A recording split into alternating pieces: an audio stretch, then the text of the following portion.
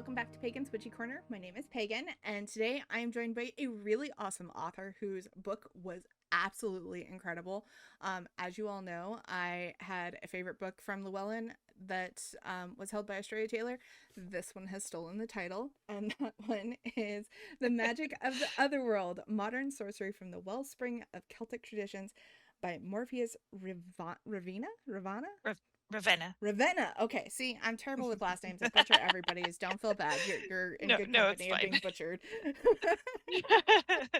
But the book was absolutely incredible. I devoured the audiobook in probably like 5 hours because I listened to audiobooks really quickly. But it was so good. So much amazing information and just a wealth of like Celtic history that I was so unfamiliar with so much of it, and I'm just so glad that it was in there. Even though obviously Celtic history, we'll talk about this here in a few, but has been tainted by Christianity because, it was all oral traditions. But Hmm. it was such a good book. Oh my god. So Thank you everybody, so much. shameless plug time. Go buy the book. If you can't afford the book, go to your local library, request a copy. If they don't have a copy, they will either get one from another library or they will buy a copy. But either way, it still helps support the author. And yeah, just go read the book, please. It's awesome. Shameless Thank you plug so done. much. So let's kind of just dive into why did you write the book? Like, obviously there's books out there about Celtic traditions, and they touch on a few things, but this one was wholly unique in so many ways. But kind of where did your inspiration for this come from? Yeah, well, I've been practicing for a few decades now, and developing a mode of approaching magic and sorcery that fits within a Celtic polytheist kind of a worldview and spiritual paradigm.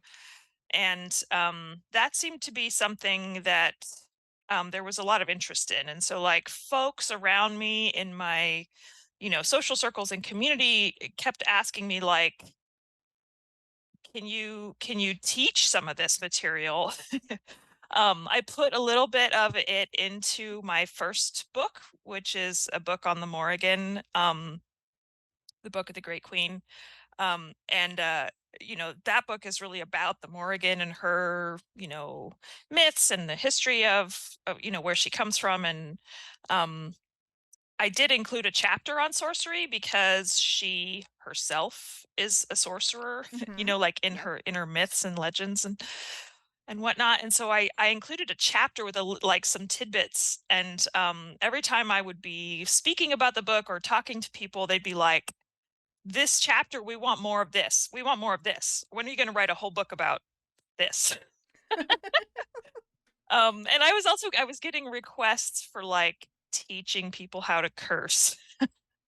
Because I had, I guess, participated in a few, like, justice cursing kind of projects. And so I was also getting those requests, like, can you teach me how to do this? And I thought, well, I don't want to teach cursing without contextualizing it with all of the, safety kind of Mm-hmm. stuff that you need Yeah. to do that well and to do it safely.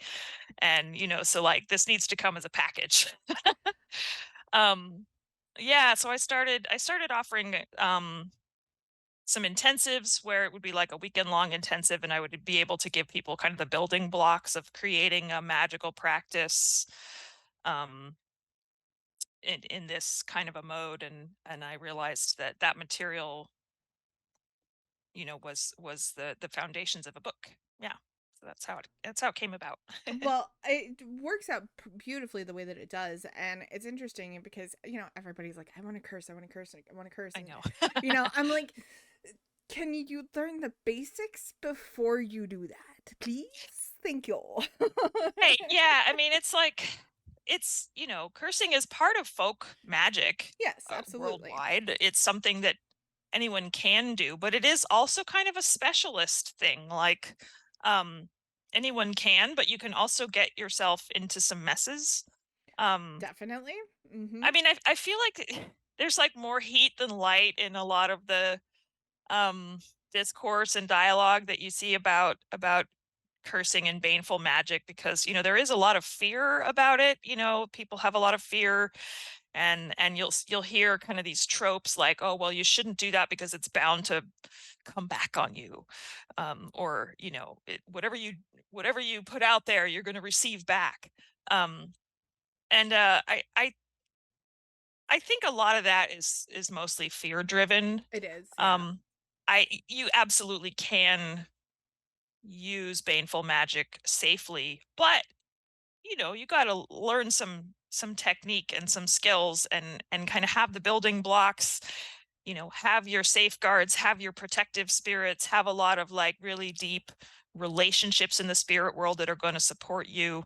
Mm-hmm. It's not a beginner practice. No, it is definitely um not a beginner practice. And that was kind of one of the things I also loved about this book is this book doesn't feel like a beginner's book, which I love because, obviously doing the show for almost 4 years now, I think I've read all the beginner books out uh-huh. there.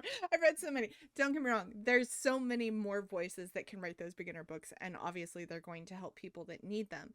I'm not, saying beginner books are not necessary. They absolutely are, and everybody should read as much as you feel comfortable and feel like you need to. At least read one, basics again. But I Yeah. love the fact that your book does talk a little bit about some of those basics, but mostly it goes into the really deeper works that we don't see in a lot of traditional witchcraft books, which is great. And it's awesome the way that you've formatted the whole book. And um, I loved all the spirit work because we do a lot of spirit work, obviously, Mhm. working with the Morgan. But it had so much great information about working with spirits and the different allies and the different beings that are out there and how you can work with them, and also how Yeah. to protect yourself. That's an important thing. Like, obviously, yes, if you're going to do the work, you need to know how to protect yourself because some things don't always have your best interest at heart.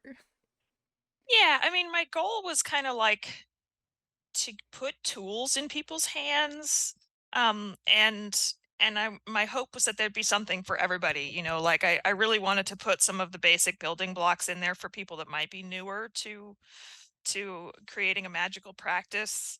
um but I didn't want to stop there with the basics. I wanted to kind of get into some of the more exciting, risky, experimental stuff. Mm-hmm.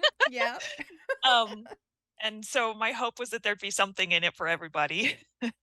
There um definitely is, especially if you're interested in the kind of Celtic versions of witchcraft. It definitely has yeah. something that's there for everybody, which is really awesome.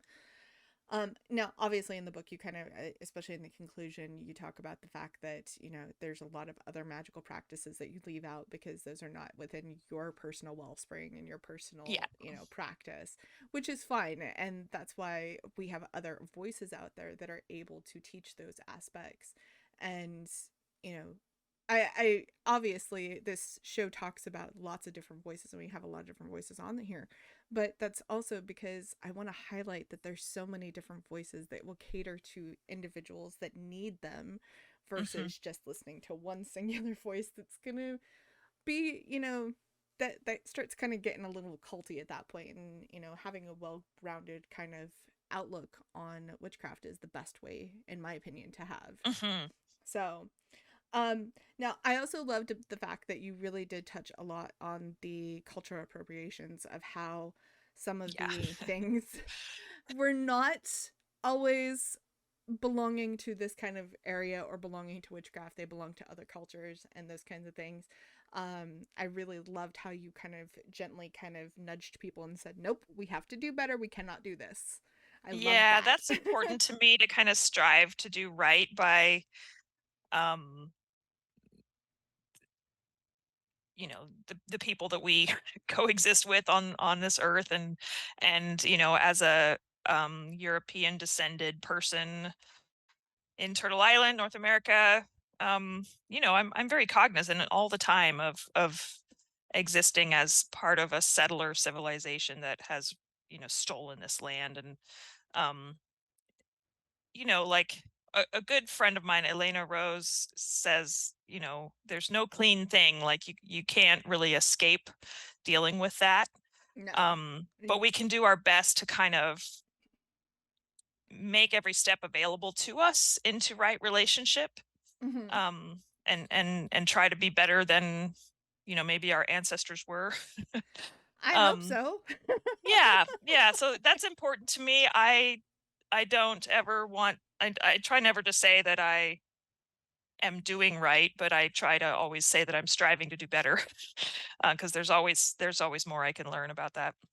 I think that's a really important kind of topic, especially as, especially if you're new to the show and you're a new listener and you're new to Witchcraft, make sure you're really making sure you're checking those sources to make sure Yeah. they are being proactive in that kind of aspect as well, because sometimes people do cross over the boundaries and we shouldn't do that. We Yeah. have to do better.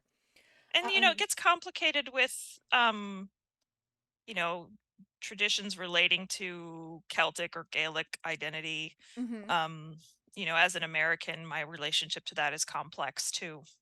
Like I try to learn from living voices and people that are of those cultures as much as possible. Um, because I don't think that, just having ancestry from those cultures really gives you a right to to speak for them, Mhm. unless you're in relationship with that as a living culture. And so it's sort of this complex. Being American is complicated. It is very complicated in a lot of Yeah. ways, and it's interesting though because like we always try to do better as Americans, but sometimes we don't. I Yeah. mean, there's a lot of us that are like, okay, we're trying. We're really trying, I promise. Yeah. um Now the other thing I really liked about your book is it also talks a lot about activism and Hmm. how important working magic into activism can be, Yeah. and bringing about, also healing for a lot of, like you were talking about in the necromancy chapter about healing for the dead and kind of Yeah. being part of those activism things to kind of heal the traumas they may have endured during their lifetime when they were alive or how they died from.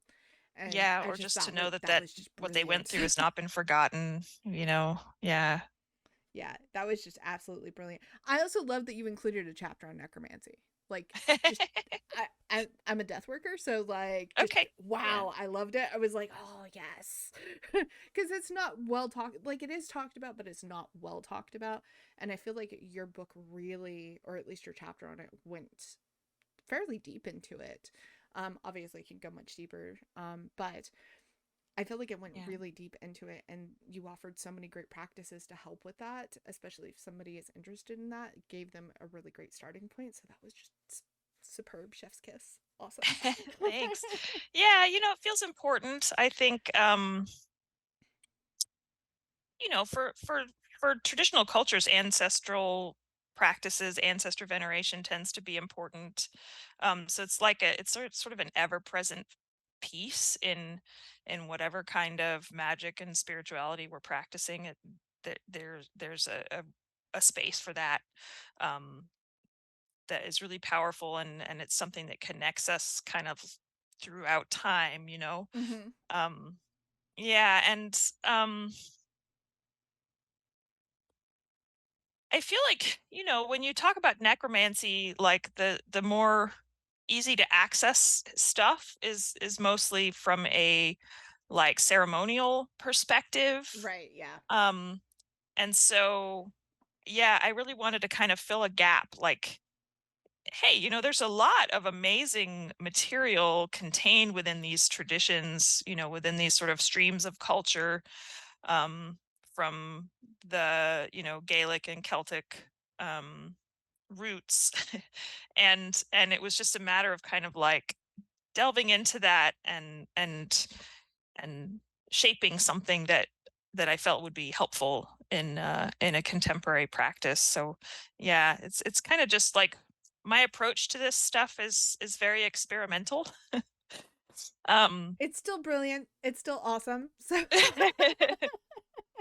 Thanks. I highly support this. Like, go buy the book, please, because it's awesome. No, it really is, truthfully, because you really do bring a new voice and a new perspective on traditional magics that, you know, obviously have been quite around for a while, but you encompassed so much into them, and obviously so much research into them. The research was just astounding and beautiful. Thanks. But there was so much in it that you were able to bring into it, and then obviously highlighting those moments of your own practice and how that impacted you, and obviously the spirits and the people that you were working with were just, it was just awesome, and it was just in such a great way that you were able to highlight those aspects to bring something new to the discussion of witchcraft. Yeah.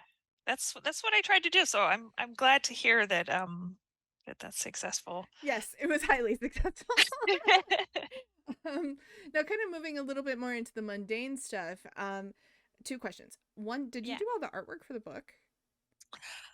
Yeah, so the designs, the line art, interior and on the cover, that's my artwork, but the graphic design was the Llewellyn team. So what you see is kind of a combination of their graphic design expertise and some of my art.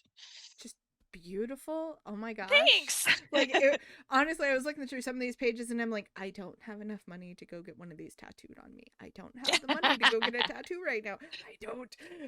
Yeah, But well, I'm an artist before I'm an author. And so when I was developing these practices, one of the things that I was working with was creating sigils for the different, spirits that felt important to this work. And then I created, artwork to kind of illustrate that each of those spirits with their sigil and kind of create a portrait of their presence. So mm-hmm. that's what made its way into the book, is like those sigil artworks. It's just, it's something that I do. They're As absolutely like my beautiful, my though. magical practice isn't very separated from my art practice. I mean, that's okay though. Like, we have Yeah. several people that I know that they incorporate a lot of their magical practices, even some divination and stuff, into like abstract art, and bring those kinds of That's aspects cool. into it. So Yeah. like they'll just kind of trance out and then just abstract art, and they're just like, oh, what did I paint? And you see all the different like things come through in the painting, Oh, like automatic writing, almost but like automatic writing, but it's automatic painting. ooh, that's And amazing. That it's sounds so really, cool, so cool. really um rich. and the artist who does it, she does such a beautiful job of it that it's just like, wow. Also, to the artist who is listening to this, hi Jenny, your art is awesome. So I love it.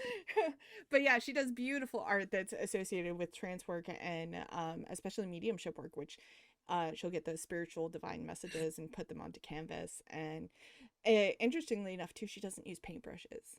She uses like Mm, crystals and like different things like that to actually hmm. create the imagery in the art. It's just, it's such a What a cool unique aspect. practice. Yeah. Oh, I love that. Yeah, super cool. Kind of segueing through the art, you're also a tattoo artist, aren't you? I am. Yes. Yes. Um, That's kind of my bread and butter day job. I love it. I love it. I mean, Um, it's like maybe a misnomer to call it a day job because that implies it's not where your heart is. yeah, I mean, And but I if you do what you love, love. yeah, I love my tattoo work. I do blend it with magic and spirituality. And so one of the things that I do is ritual tattooing. Yeah. So That's cool though. Like, so what does ritual tattoo art kind of encompass? Like, let's say that you had somebody come in and be like, "Hey, I would like to get a ritual tattoo." Like, what would that look like for a yeah, session? Because it that's can awesome. look different ways for different people, but often, I mean, it begins when we are planning their tattoo. So like if it's a devotional piece for a god or a spirit, or if it is oriented around, a magical need or intention, like when we're consulting about it, sometimes I'll use divination or meditative practices to kind of listen to the various spirits or powers or gods that are connected to the person, and help have that like guide the design of the tattoo. Oh, that's cool. Yeah, and then for a ritual tattoo session, it starts with setting the space, my workspace, like, I cleanse and do protections and those kinds of things. Mm-hmm. We'll usually start with prayers and offerings. I do prayers and offerings to the spirits of my craft. So, basically all those people going back through the many, many generations who practiced tattooing before me, going back into the, very ancient periods. Mm-hmm. I like to honor them and kind of ask for their support. And then we'll do prayers and offerings to, other gods and spirits that might be relevant to that person.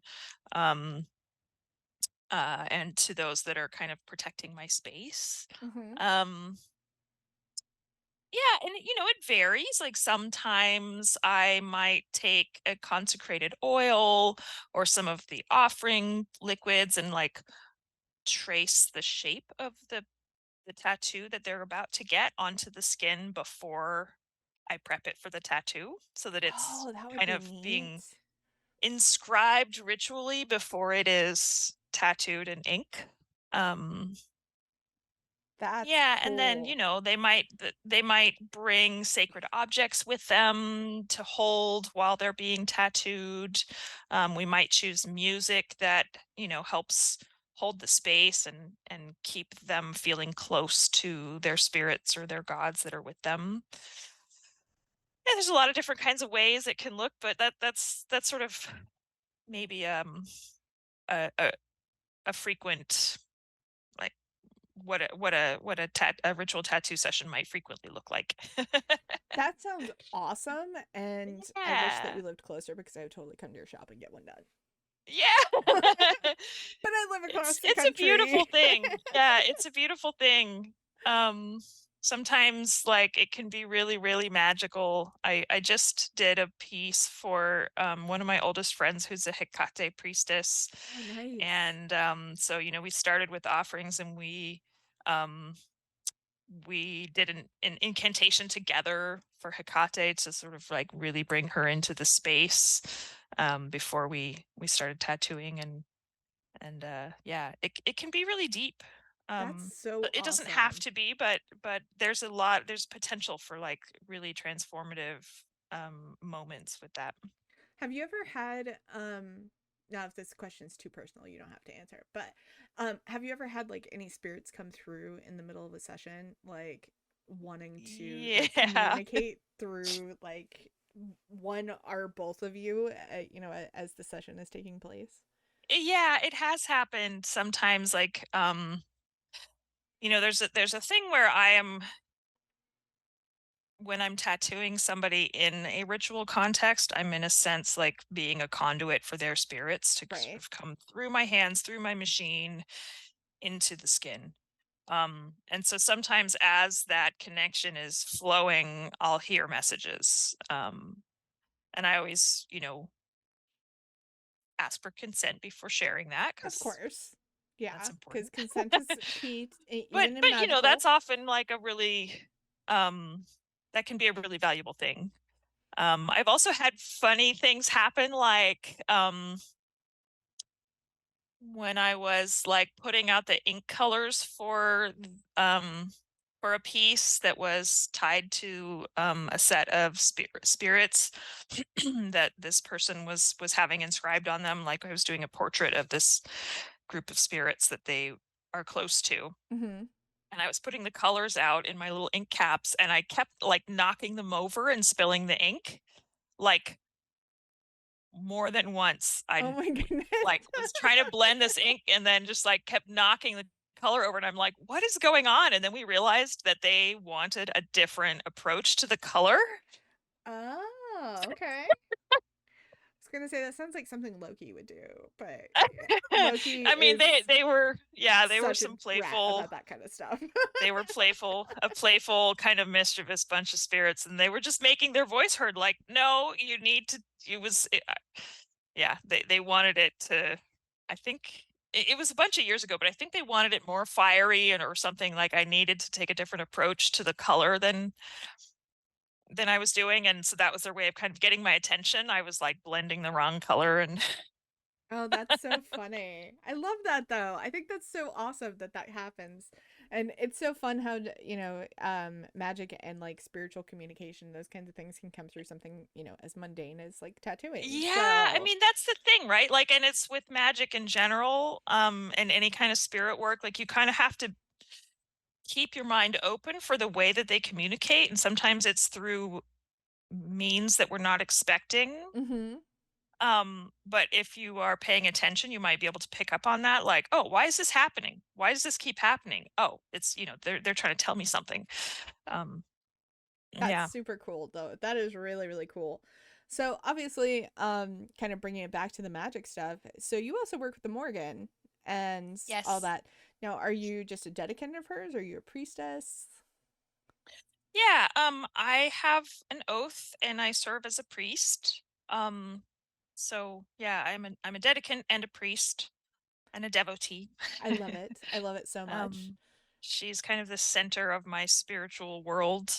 Yeah, She is just one of those deities that's just so all encompassing in such a yeah, beautiful way. And yeah. like the artwork that you put in the book towards Vibed was just Uh-huh. incredible. I remember flipping through the book originally and I looked at it and I was like, what is this? And then I read the caption underneath and I'm like, this is incredible. Like, so Thank you. wow. Just jaw dropping awesome. And like, Yeah, you could I almost think you're feel thinking Vibed of over my the shoulder going, yep, that's really yeah. badass. I like that. That's good. That's good. They did good. Yeah, yeah. So that's a portrait of the Baiva, who are like the spirits that run with Bive. They're sort of like little Bives, little Yes. versions of her. Yeah. So, They're so described in a lot awesome. of Irish literature as sort of these crow crow beings that They're almost like flit over harpies. battlefields. Yeah, they kind of have that vibe. Yeah, Um, they're almost like harpies, but not like in like a true harpy sense, but like just almost there. It's like a cross between like a mhm, crow and a harpy, and just yeah. it's just so good. Oh my gosh, I love it. Yeah. I feel close to those kind of beings, and I love drawing them. I would imagine. I mean, it shows in the artwork how much time and dedication and obviously spiritual connection you have to all the different art pieces because they come through and like when you're looking through the physical copy of the book. Which don't get me wrong, the digital copy, the physical copy, the audible copy is great also just for listening people who like their books on audio. It's fantastic. But the physical copy, when you're looking at the artwork, it almost comes off the page. And not in like a bad way, but it comes off the page and like it has almost that spiritual essence to it when you just look at Mhm. it. And maybe me also being an artist and just kind of like looking at art and appreciating art, maybe that's why it does for me. But Yeah. it was just one of No, those I mean, that's things, the like it was so intentional good. that's the intention of it. They're sigil designs, and so they are meant to be magically active.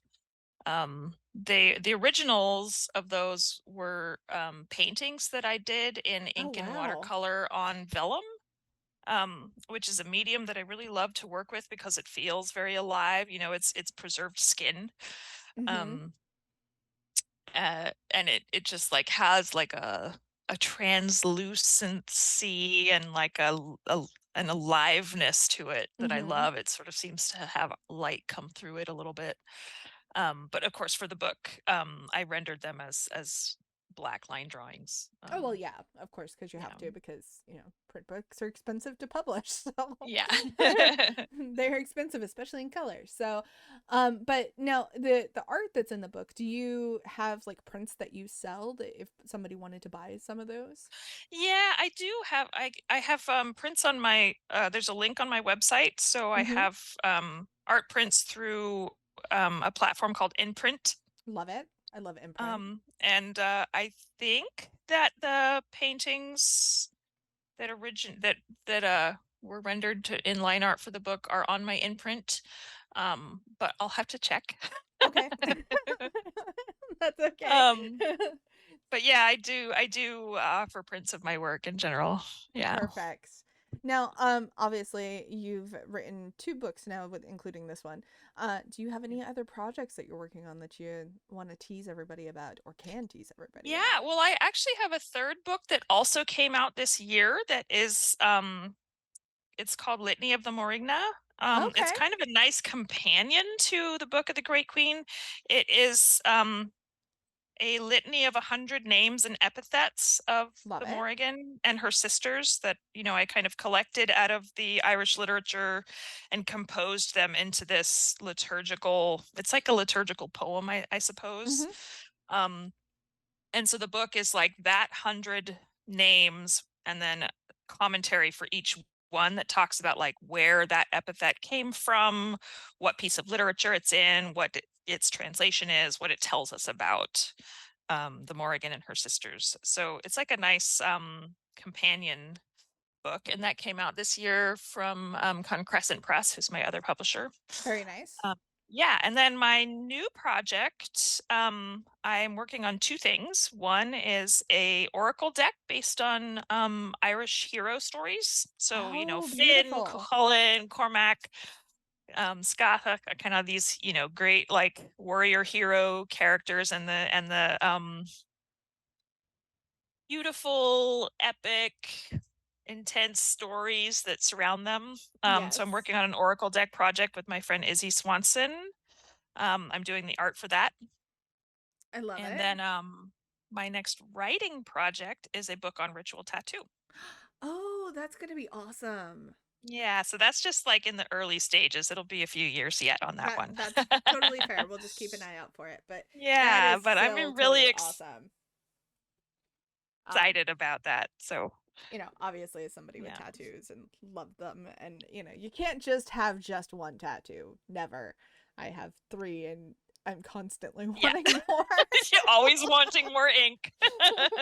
Same, same. It's so true. And it's funny because currently right now my son is actually off getting his spiritual tattoo, the 5th session done. He's getting a full Mm, sleeve done. It's got like all the Norse wonderful. imagery on it, and it's so good. Like I'm just astonished at how good his tattoo artist is. Listen, if you know of a tattoo artist that does like a spiritual approach, ritual approach to tattooing, send me their information, because people ask me all the time, like, oh, hey, I can't come out to California to get a ritual tattoo from you, but can you recommend someone to me I don't know that if it's can a do that? ritual per se, but he does do that. He did, because my son he has, I believe it's a Valkyrie on one side of the forearm, and then the other side is Odin's wolves, if I remember Uh-huh. correctly. And then it goes up and it has like the roots of Yggdrasil, and Uh-huh. then Yggdrasil at the top, and then there's some other Yeah. stuff that he's going to be working through, and there's going to be ruins in between all of the other Wow, pieces. sounds beautiful. It's so gorgeous. Like every time he comes back, I'm just like, how? What? Really? And his tattoo artist actually went to a tattoo competition in Nashville, and my son Hmm. got to go and be like his, I guess, Oh, living to show the piece. work. Yeah, Yeah, like that's great. and they did a session there, so that was really interesting and Nice. cool. So, Nice. but yeah, it's just Awesome. absolutely stunning work. So, like I said, I don't know if his stuff is particularly ritual, but he does do that kind of themed work. So, And it's but spiritually important for your son, is what you're saying. sort of. My son doesn't really he's not big into talking about his practice if he does practice. So, we just Yeah, kind of let our kids choose what they would like to sure, do, sure. as long as they're good humans and are respectable to everyone else in other cultures. We don't really mind where they Yeah, go with it. So, yeah. whereas me and my husband are like proudly firmly pagan. But Yeah, we try to teach our kids about all the different cultures, so that way they can make an informed decision as adults of what yeah. they would like to do with their lives. It's a good approach. Yeah. Yeah. So, now finally, one question that's a little heavy that I would like to ask, Okay. is, obviously we're in a time period where there is a lot of war and horrible things happening, and you Yeah. do have a chapter in your book about war magic. What are your thoughts about those kinds of aspects, especially in the time period that we're living in and what we're all currently going through? How does the magic apply to the current time period in your eyes? Yeah. Well, one thing I would say is that it's really important to stay focused on um, what your sort of sphere of influence should be. Mhm. And so, like, I don't necessarily recommend people go tearing off and throwing magic at, world conflicts that they don't have a stake in or um, don't know enough about.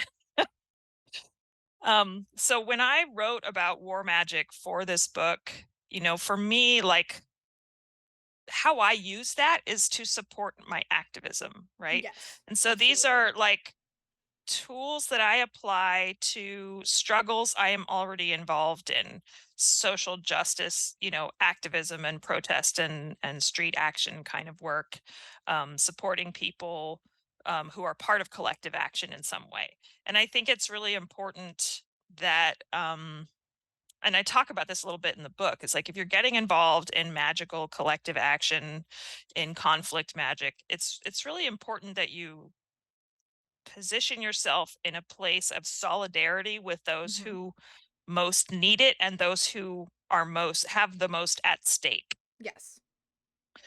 So, like, do I recommend random Americans start throwing spells at Palestine or or Ukraine or, someplace else where there's conflict going on? Not unless you already are connected with, people that are directly impacted by that. Um, I think it's far more effective to focus on where you are and where your solidarity can have most impact. Mhm. Um, and so like as Americans, we can do a lot to be responsible for how American money gets used to fuel these wars Exactly. and Mhm. destruction and frankly genocide. Um, like Americans have a lot of responsibility for that. We do. We have a Um, lot that so, needs to be our addressed in that. activism can that's one of the places our activism can focus and, magical action can support that. And so like for me, I think it's important to orient ourselves around like what is my role in the world?